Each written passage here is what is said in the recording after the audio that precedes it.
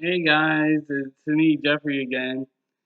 So today, I I really wanted to kind of join in the fun a little bit and really talk about the whole Andy Andy and Jody thing that happened in the last few days, and who and so yeah, like so I saw the live stream.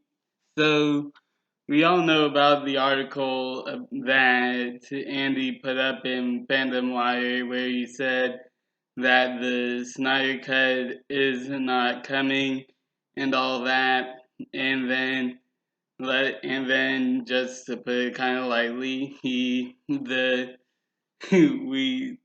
Snyder cut fandom really kind of destroyed him on that on the Twitter section of that, and really like with all of the so and really with how the article is being said, it's like nothing really new that the Snyder cut that we've been saying that and really known, because it really like he goes on in the article saying that, mentioning that one Vero post that did really help his case, that said where Zach said it's not 100% complete done, and and really it's like he said that, see, it's not done. Even John Campea came out and said that.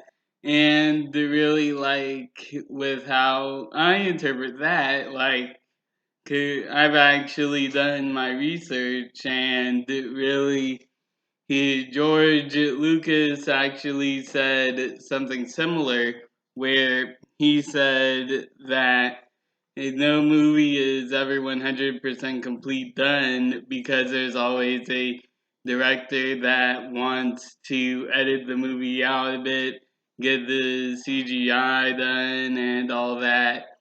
And really, the same thing happened with Patty Jenkins saying that she was able to complete the movie at the time, but then she said that, oh, I there's really like that she actually does have a copy of the movie of Wonder Woman 1984, and now she's actually editing the movie out. So really, like, a movie being 100 so really, like, a movie being 100% complete done is never gonna happen. Like, there is no 100% when it comes to a movie. Like, same thing goes for YouTubers if you think about it. Like, for example, there's always something that that a YouTuber regrets saying on the video, or the YouTuber goes into a video to edit a intro or to change an intro and all that. So really, like, that's really kind of normal. So that for that, it's like, no, the movie is never 100% complete done. It's only at a watchable state. You know what I mean? So yeah, there's that. So then he goes on to say that it's not coming out on May, and that's like, no way. Like, it seems like he it seems like he really doesn't, Andy and Jody doesn't have the Vero app, and which is why, we keep saying, get the Vero app, get the Vero app. You're gonna want to get the Vero app to catch up on Zack Snyder on everything Zack Snyder. And really like this is one of those cases because you don't want it, because if you don't, it makes you look dumb in a way because you're like taking pieces that support your case, but to them there's like this whole other mountain of evidence. Like there's like this whole other mountain of evidence that says otherwise. With that, where your point is like null and void. Like he said, oh, it's not going to be released in May. No way, because, like, really? Like, wow, chucker on that. Because it's like he hasn't seen he hasn't really he has said that he does want to edit stuff into his movie and edit and put things into his movie to really sharpen things out, like edit the CGI work and visual effects. Like I said, like no movie is ever 100% complete done, only in a watchable state. And like it's like really crazy because because really if you think about it, like if there is a watchable state of a movie, then it's just watchable, not 100% done. I just don't get it. But yeah, like Zach said, he wants to edit scenes out, like edit scenes and add more scenes. Like that, there's no way that's gonna be done within a month, even with the coronavirus going around. There is no way that can be done in a month, except for Marvel when they did that shawarma scene and at the end of Avengers 1, like it was only a day, but that was really only like what, like maybe 5-10 seconds of screen time. So that could have been done within a day or a week. But yeah, like other than that, like because there is no way that you can edit a over 3.5 hour movie within a month in a watchable state. He, you know what I mean. So then he goes on to so so really then he goes on to say on Twitter and he says he says that oh they're he Zack Snyder and his fans are bullying them, and I'm like what like just what, like how can like you're talking about it like we're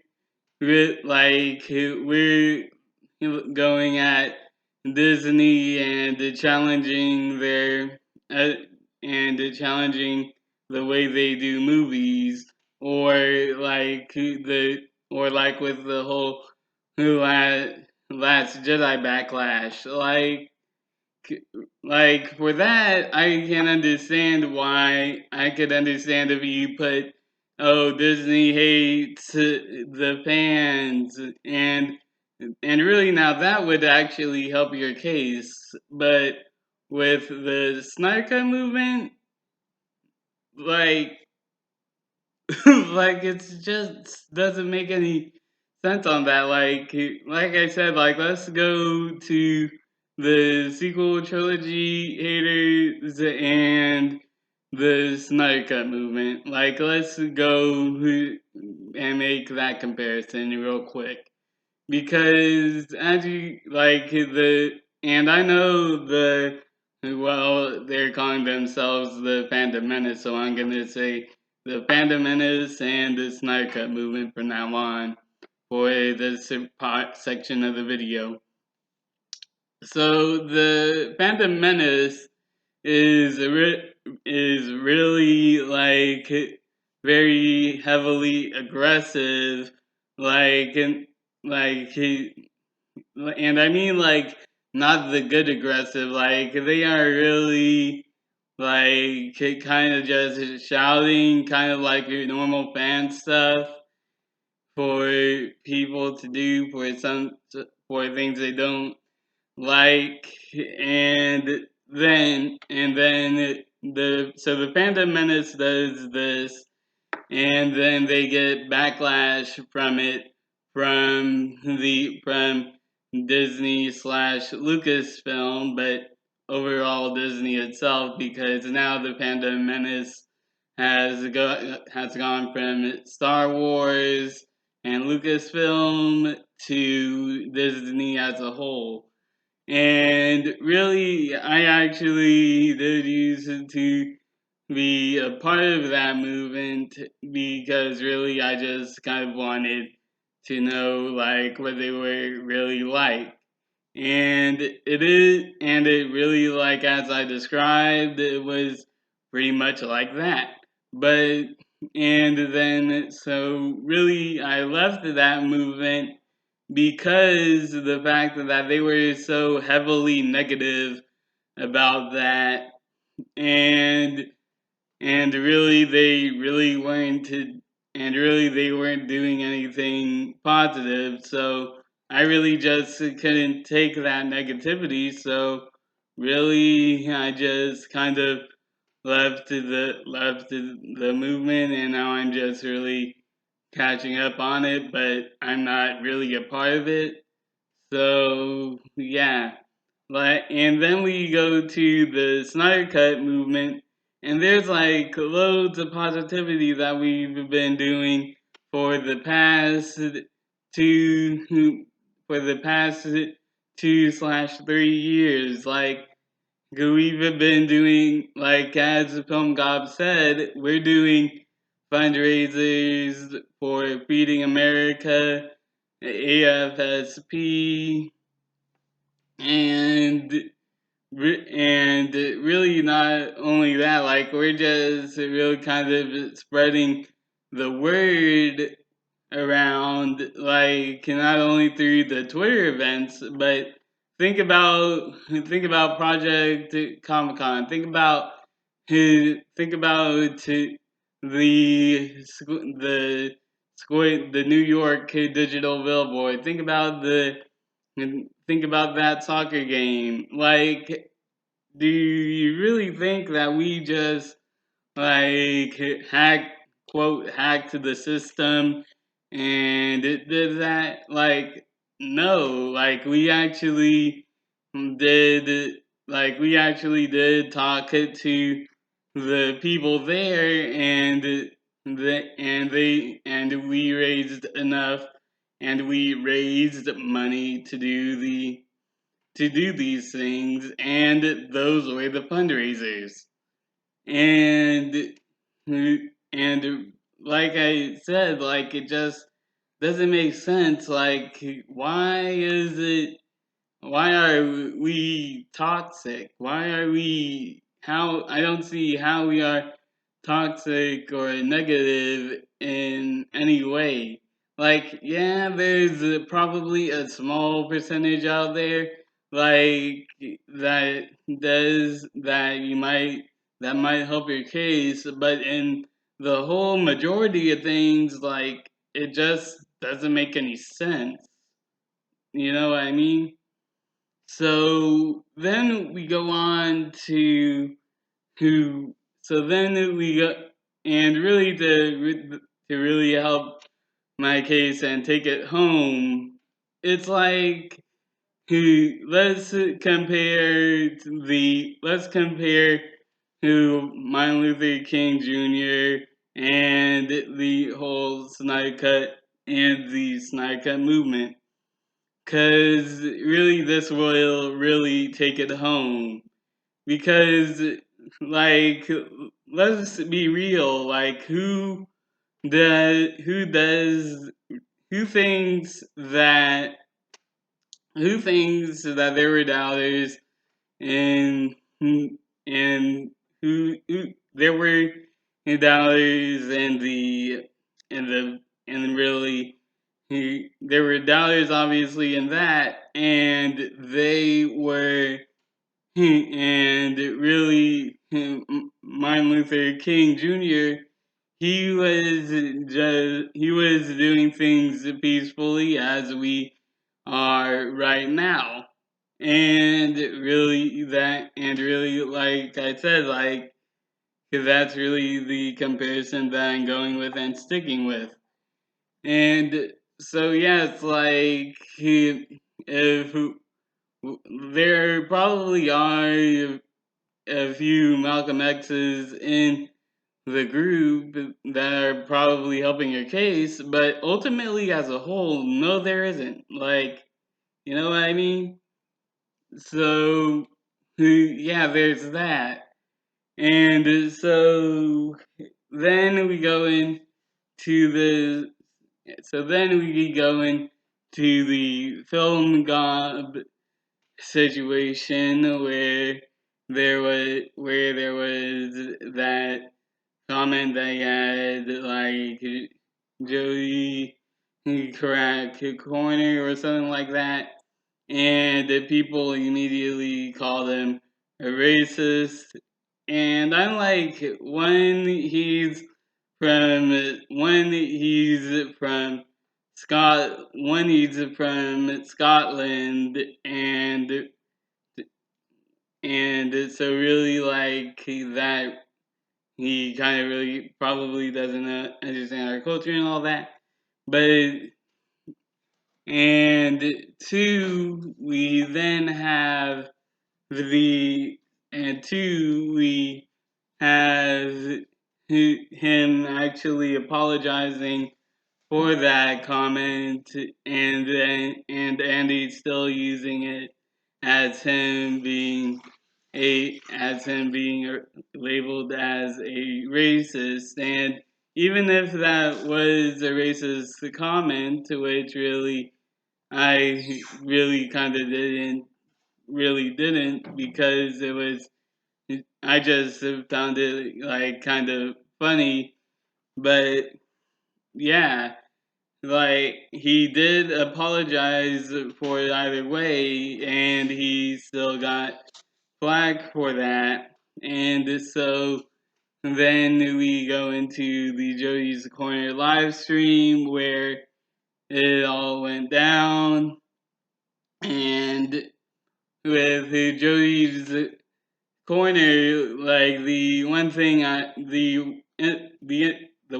that I instantly noticed was the setup of it being 3-on-1. Now I understand if it's supposed to be all gimmicky and all that, like if Jody's corner, you're cornering someone and all that. Like I get that. You gotta really support the gimmick. You gotta support the brand and all that.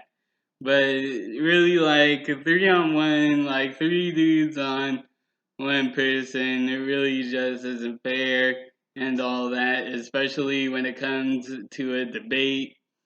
And really, like, and so yeah, like pretty much like that, like 3-on-1 just really isn't fair. And so yeah, and so as I'm watching the live stream, he's like saying that, man, you really shouldn't have done that. And again, he did apologize in the live stream. So really, just kind of let that go. Like for me, just kind of just let it go. And so then we go into really the whole again aspect, uh, like so then we go to them talking about the Snyder cut, with Jody talking about everything that we've done and all that, and it really like with Andy, like Andrew and Andy, Jody, and that other dude with the Superman shirt. I really didn't quite see his name there, and honestly don't know him from any YouTube thing. But yeah, that third dude, and they talk about really and really like there's something that really irked me with with him, like who could really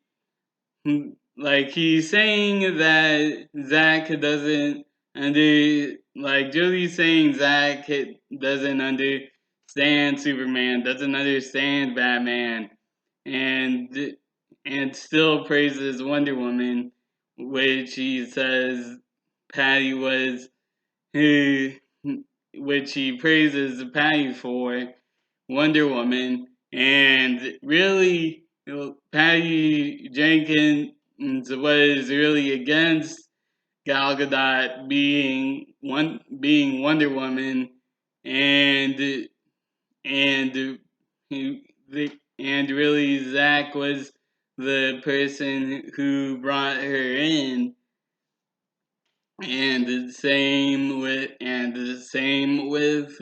Ben Affleck as Batman. So and also Henry Cavill. Like really, I did not like I did watch Fast Five, but but I didn't really know her from anything else other than Fast Five. Like that's all I know Gal Gadot for doing be prior to the DCEU. And so yeah, so yeah, once I saw Wonder Woman, then I really got interested in her. So then, and I also didn't know Henry Cavill. Like I didn't know Henry Cavill. Like you would have expected a big name to be as Superman, but no, it was Henry Cavill. And once again, like I didn't know Henry Cavill until the DCEU. Like he that's the thing that he does. He brings these he kind of really jumpstarts the these actors and actresses careers, and then it goes off on that because really like I bet no one knew that who Ray Porter was before he was revealed to be Darkseid, because really like I really do like I really do bet that no one knew about him before Darkseid.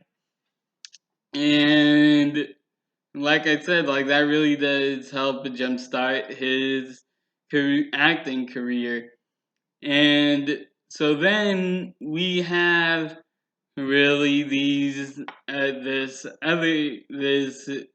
aspect where they say, "Dude, it's not coming. You need to stop trolling." And like, is he really trolling though at this point? Because if he was still trolling and it wasn't coming out, he wouldn't rebrand everything. He wouldn't be selling shirts. He wouldn't be having his title on the line. He wouldn't have changed anything. But the fact that he did, just like really, like what am I supposed to say anything else? But to really like, I'm just gonna end this whole debate right here, where we had really Jane, where we have I'm gonna mention two people where that really do that really do does help my case, where like even when he left, Zach left, James Wan, who the director of Aquaman, has said that he was given Zach's blessing to do Aquaman. He was, and this was when he was given Zach's blessing when he left, and that was when and really that even though he was told not to go to Zach when it came to Aquaman, he still did. Like, come on. And James Wan actually said it's really a sequel to Zack Snyder's Justice League and not Justice League. So it's like what? So it's like even with Zach gone, he still had influence on the aftermath, and really that's and really like that really does help my case. And then we go into Sean O'Connell, who has said on record that for the release of the Snyder Cut book that he's doing, he went to Zach and said, and and he asked him if he want if and Sean asked if Zach if he wanted if he asked Zach if he wanted him to continue on his book and to finish it, and he said yes. And so it's like, why would he want Sean to continue his book if it's not coming? And then we go into Sean O'Connell again, who said that he talked to Jim Lee off the record now, and that before Andy comes on here in the comments saying that, oh, what about his source? What did he say and all that? To try to get back on me, like Andy, I respect you. Like your relationship with me is kind of up and down, but ultimately I do respect you. But when I asked you about who the WB reps were for that article, you really didn't give me a name. So yeah, like that's the difference. Sean gave us a name and a face, and you didn't. So there.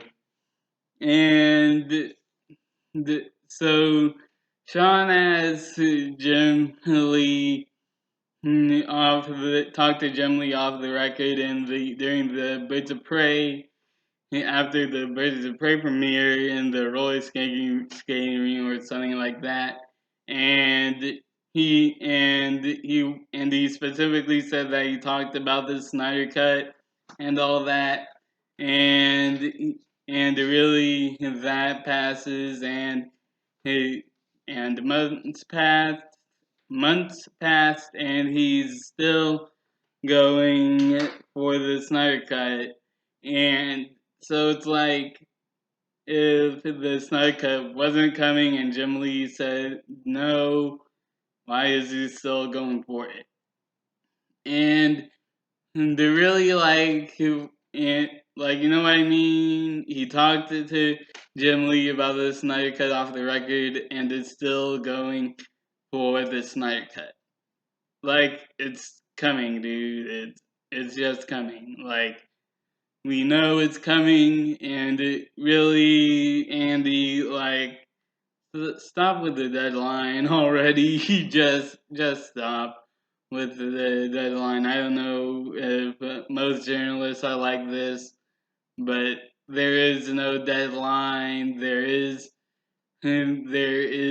no deadline. Why does there need to be a deadline? Like maybe for journalists like you, but like I said, and like I replied to you when you told me, that livelihood is on the line. You can't do that. Like, just go independent. It really does, like, really, if you're afraid that you'll get fired, like, just go independent. Like, that's what the Snyder Cut movement is doing, and so that they don't get in trouble, they don't really have any issues reporting on what they report, and they're revealing their sources. So, yeah. And really for Jody, like, really, I know what he's like, and he really will. And I really do think that he'll get triggered in whatever I say, and so really, if he wants me to join him on a live stream, then I will. Like, really, all he needs to do is name the time, and I'll be on there. Like, he really, like, for me, really not to bash him, but to just talk. We live in I'm taking a quote from BBS. This is what we do. We talk to each other. Like, you know what I mean? We talk to each other. And so yes, like, the Snyder Cut is coming, and Andy, like I said, I don't really know who your sources were, but if I were to guess, it would be your WB reps were